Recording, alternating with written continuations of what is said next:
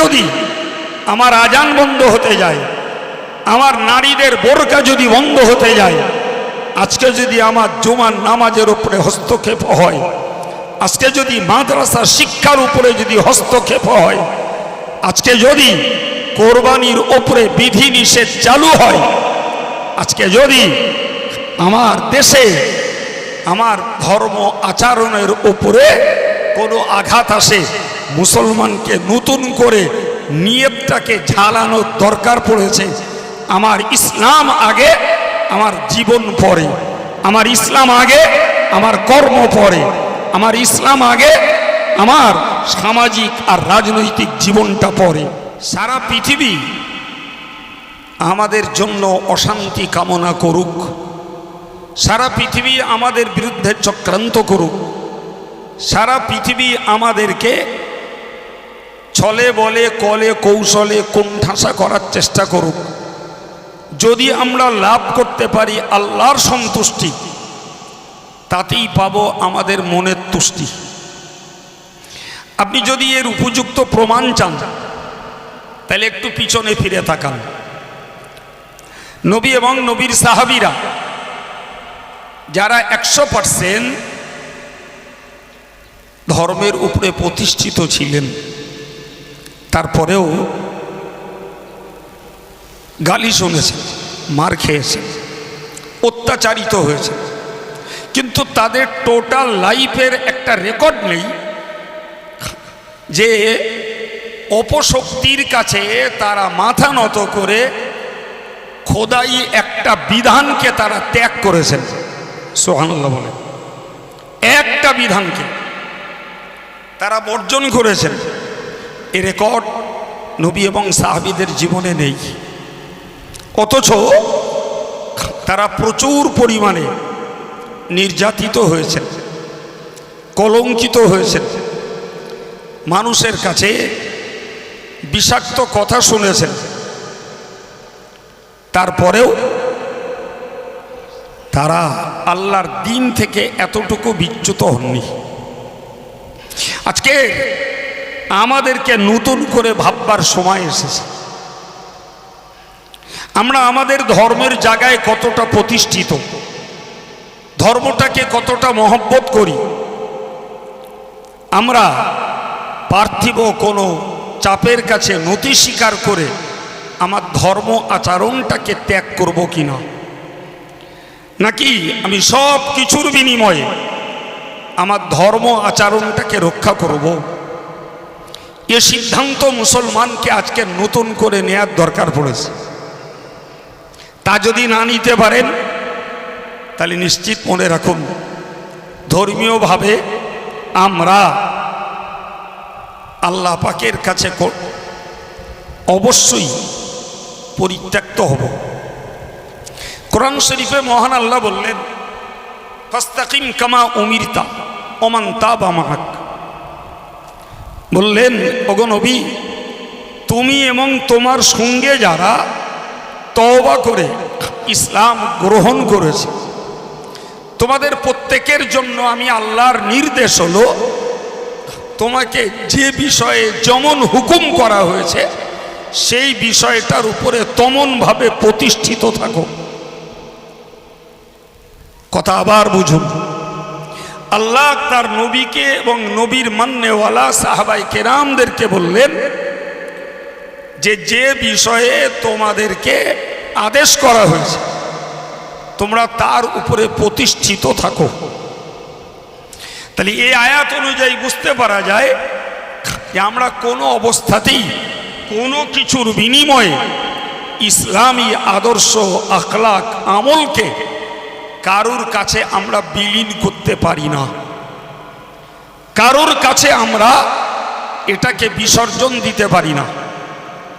সুতরাং আমার দুনিয়ার অর্থ, দুনিয়ার ব্যবসা, দুনিয়ার নেতৃত্ব, দুনিয়ার সামাজিকতা, দুনিয়ার রাজনীতি, সব কিছুর ঊর্ধ্বে আমাকে মনে রাখতে হবে ধর্মটাই হলো আমার কাছে সর্বাপেক্ষা প্রিয়।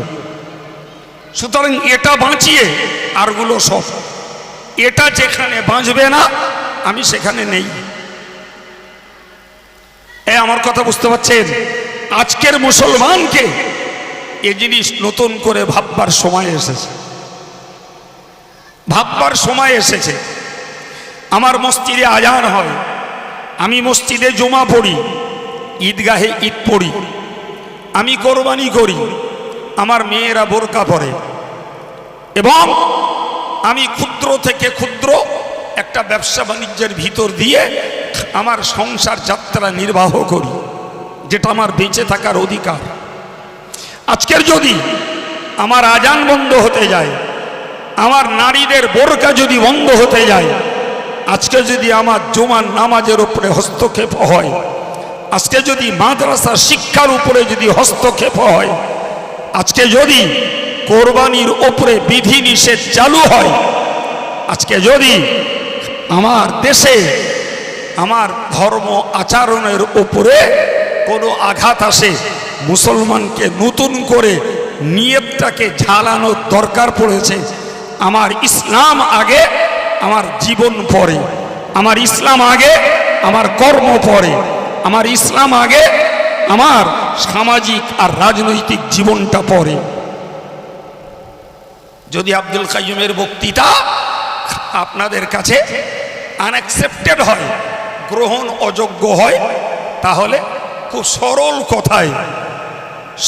কথায় আল্লাহর কাছে বঞ্চিত হওয়ার পথ খুঁজছেন। আর মনে রাখতে হবে, দুনিয়া ৬০-৭০ বছরের, আর আখেরাত অনন্তকালের। সুতরাং সেই তো বুদ্ধিমান যে ৬০-৭০ বছরের জন্য সুন্নতে নবাবী, ৬০-৭০ বছরের জন্য সুন্নতে সাহাবী, অত্যাচার, নির্যাতন, নিপীড়ন, গাল ফজিহতকে সহ্য করে যারা ইসলামকে টিকিয়ে রাখবেন, তারাই তো আল্লাহর কাছে প্রিয়। তাদের জন্যই তো ঘোষণা রয়েছে নবীর, লাইয়ালিজান নারা মান রাআনি ওয়া আমানা বি। হুজুর বলেছেন, যারা আমাকে দেখতে পেয়েছে আর আমার প্রতি ঈমান নিয়ে এসেছে, আমি আল্লাহ পাকের নবী বলছি, এরা কেউ জাহান্নামে যাবে না। সুবহানাল্লাহ বলবেন না? এই গ্যারান্টি নবী দিয়েছেন কাদের জন্য? যারা নবীকে দেখেছেন, ঈমান এনেছেন, এবং ঈমানের উপরে বাকি জীবনটাকে তারা স্থায়ী রাখতে পেরেছেন, তাদের জন্যই নবীর ঘোষণা, এরা কেউ জাহান্নামে যাবে না। পাল্টা যদি জিজ্ঞাসা করি, জাহান্নামে যাবে না তো যাবে কোথায়? বলেন। এই রে, একদিন ধরে মরা গাছে পানি দিলুম, কোথায় যাবে? চিল্লে বলেন কোথায়? জায়গা তো দুটো, ফারিকুন ফিল জান্নাহ ও ফারিকুন ফিস সাঈর। একদল জাহান্নামে আর একদল জান্নাতে। তাহলে যারা জাহান্নামে যাবে না, স্বাভাবিকভাবেই বিবেকের সাক্ষী, তারা যাবে জান্নাতে। কোথায় যাবে? সুতরাং একই বিধান আমাদের জন্য। আমরা একদল জাহান্নামে যাব, একদল জান্নাতে যাব, এটাই সাধারণ হিসাব। প্রিয় ভাই আমার, আজকে আমরা নবীকে দেখতে পাইনি, কোরআন নাজিল হওয়া দেখতে পাইনি, কিন্তু কোরআন বলে যে কিতাবটাকে বিশ্বাস করেছি এবং না দেখা নবীকে বিশ্বাস করে, নবীর হাদিসকে বিশ্বাস করে আমরা ঈমানদার হয়েছি, আলহামদুলিল্লাহ। তাহলে আমাদেরকে সিদ্ধান্ত নিতে হবে যে কোরআনকে বিশ্বাস করে তথা আল্লাহকে বিশ্বাস করে আর নবীকে বিশ্বাস করে মৃত্যু পর্যন্ত আমার জীবনটাকে যদি আমি স্থায়ী করতে পারি, তাহলে সাহাবাই কেরামদের জন্য যে ঘোষণা রসুল দিয়েছেন, ইনশাআল্লাহ ওই একই ঘোষণা উম্মতে মুহাম্মাদীদের জন্যও থাকবে। সুবহানাল্লাহ। তার মানে এরাও জাহান্নাম থেকে বাঁচার নিশ্চয়তা পাবে এবং জান্নাতে যাওয়ার আশাবাদী এরাও হতে পারবে। আর যদি আমরা দুর্বল হয়ে পড়ি, যদি আমরা মানসিকতাকে হারিয়ে ফেলি, যদি আমরা আল্লাহর দ্বীনটাকে আঁকড়ে ধরার পরিবর্তে এটাকে যদি হাতছাড়া করি, তাহলে আমাদের জন্য জাহান্নাম থেকে বাঁচার সম্ভাবনা আর জান্নাতে যাওয়ার সম্ভাবনা বেশি হবে। জাহান্নামে যাওয়ার সম্ভাবনা বেশি হবে, জান্নাতে যাওয়ার সম্ভাবনাটা কমবে। ঠিক না ভুল? নতুন করে মনের সঙ্গে কথা বলুন। ওই একটা জায়গায় ওইটাকে যদি যাচাই করে শক্ত করা যায়, বাকি সবগুলো চলবে। আপনি বলুন, আল্লাহ তার নবীকে বললেন, নবী তুমি আর তোমার মান্যওয়ালা যারা, এদেরকে আমি আল্লাহ বলছি যেমনটা আমি আল্লাহ হুকুম করেছি তার উপরে প্রতিষ্ঠিত থাকো। ওটা থেকে বিচ্যুত হওয়া যাবে না, ওটা থেকে বিচ্যুত হওয়া চলবে না। ওয়ালা তাতগাউ, কখনো সীমা অতিক্রম করবে না। মনে রাখো, ইন্নাহু বিমা তা'মালুনা বাসীর, নিশ্চিত তোমরা যা কিছু করছো আল্লাহ পাক সেগুলোকে দেখে রাখছেন। তাহলে নবী যেটা করছেন ওটা আল্লাহ দেখেছেন, সাহাবীরা যেটা করেছেন ওটা আল্লাহ দেখেছেন, আমরা যেটা করছি ওটাও আল্লাহ দেখছেন। বিশ্বাস হয় না? হয় না? কি ও বিশ্বাস আমার একলা হতে হবে? বলেন বাবা, সকল ইমানদার ও বিশ্বাস হতে হবে। আমার আল্লাহ কোরআনে এক জায়গায় আক্ষেপ করে বলেছেন, ই'মালু মা শি'তুম ইন্নাহু বিমা তা'মালুনা বাসীর। হে আমার বান্দাবান্দি, আমার কথাগুলো শুনবার পরে তোমাদের যদি আমার কথার উপরে স্থির হওয়ার মতো মনোবৃত্তি না হয়, তাহলে যা ইচ্ছা তাই করো, যা ইচ্ছা তাই করো। তবে মনে রাখো, ইন্নাহু বিমা তা'মালুনা বাসীর, নিশ্চয়ই তোমরা যা করছো আমি আল্লাহ সব দেখে রাখছি। গোদা বাংলায় ওখানেই তো বিষ মারা গেল। আল্লাহ যদি দেখে না রাখতেন তাহলে তো ঝুল কাটাকাটি করে পার হওয়া যেত। কিন্তু আল্লাহ যখন দেখে রাখছেন, কোনো মিথ্যা দিয়ে সেটাকে তো আর ঢেকে ফেলা যাবে না। ফলে আমি কি করছি, আপনি কি করছেন, দেশের বিশ্বের ইমানদার মুসলমানরা কি করছে, সব কিছুই আল্লাহ পাকের গোচরে রয়েছে। এবং তার ভিত্তিতেই হবে আমার সমাধান, তার ভিত্তিতেই হাসরের দিনে আমাদের ফয়সালা। এই জন্য আল্লাহ পাকের নবী বলেছেন হাদিস শরীফে, দুনিয়া হলুয়াতুন খাদিরা, দুনিয়া হলো মিষ্টি এবং সবুজ। আবার বলছি, বাংলাটা মনে রাখুন, দুনিয়া হলো মিষ্টি এবং সবুজ। রাসূল বললেন, এটা খেতে যেমন মজাদার, এর সৌন্দর্যটা দেখতে তেমন চোখের জন্য শান্তিদায়ক। ভাই, পৃথিবীর বিচিত্র রং, পৃথিবীর ঝিকমিকি সৌন্দর্য, চাই সে কোনো নারী পুরুষের পোশাকেরই হোক, আর কোনো নারী পুরুষের রূপ চেহারার সৌন্দর্য হোক, আর ঘর বাড়ির সৌন্দর্যই হোক, আল্লাহ বললেন যে পৃথিবী হলো একদিকে মিষ্টি আর একদিকে সবুজ। মিষ্টিটা খেতে মজা, সবুজটা দেখতে মজা। আর এর মাঝে আমরা, এর মাঝে আমরা। সুতরাং আমাদেরকে ভাবতে হবে যে আমি পৃথিবীর খাবার তৃপ্তির প্রতি কতটা ঝুঁকবো, আর পৃথিবীর বিচিত্র রঙের প্রতি কতটা আকৃষ্ট হব, সিদ্ধান্ত আমাদের।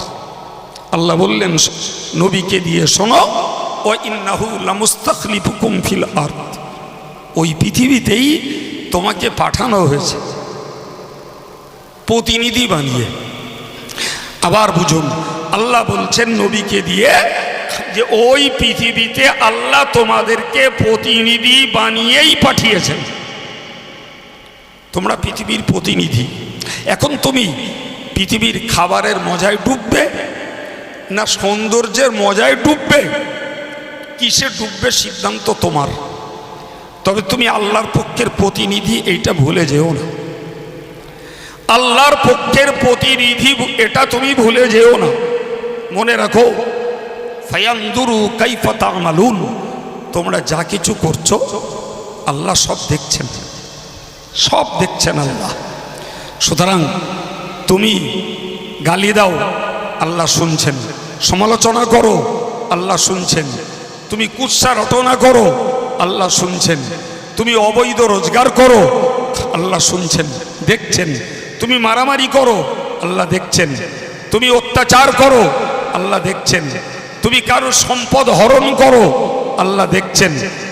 যদি সত্যি তুমি ইমানদার হও আর এই বিশ্বাস তোমার থাকে, আমি মুখ থেকে যা খসাচ্ছি ওটা আল্লাহ পাক শুনছেন, আর আমি আমার অঙ্গ প্রত্যঙ্গের দ্বারা যে কাজটাই সম্পন্ন করছি ওটা আল্লাহ পাক দেখছেন।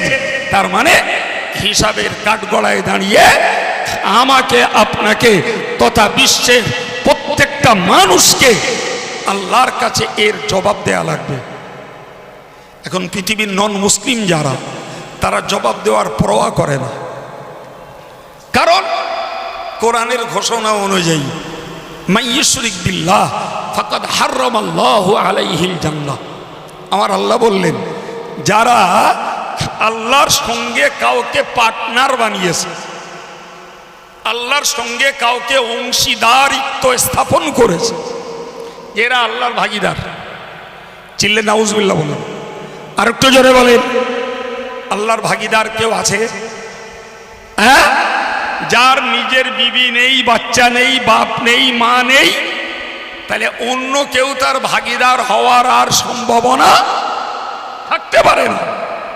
এরপরে পৃথিবীর যে কোনো শ্রেণীর মানুষ ওই আল্লাহর সঙ্গে কাউকে পার্টনার বানাবে, আল্লাহ পাক স্পষ্ট রেজাল্ট দিয়েছেন, এই লোকগুলোর জন্য হারামাল্লাহু আলাইহিল জান্নাহ, জান্নাত তাদের জন্য হারাম, ওয়া মাওয়াহুন নার, এবং জাহান্নাম তাদের ঠিকানা।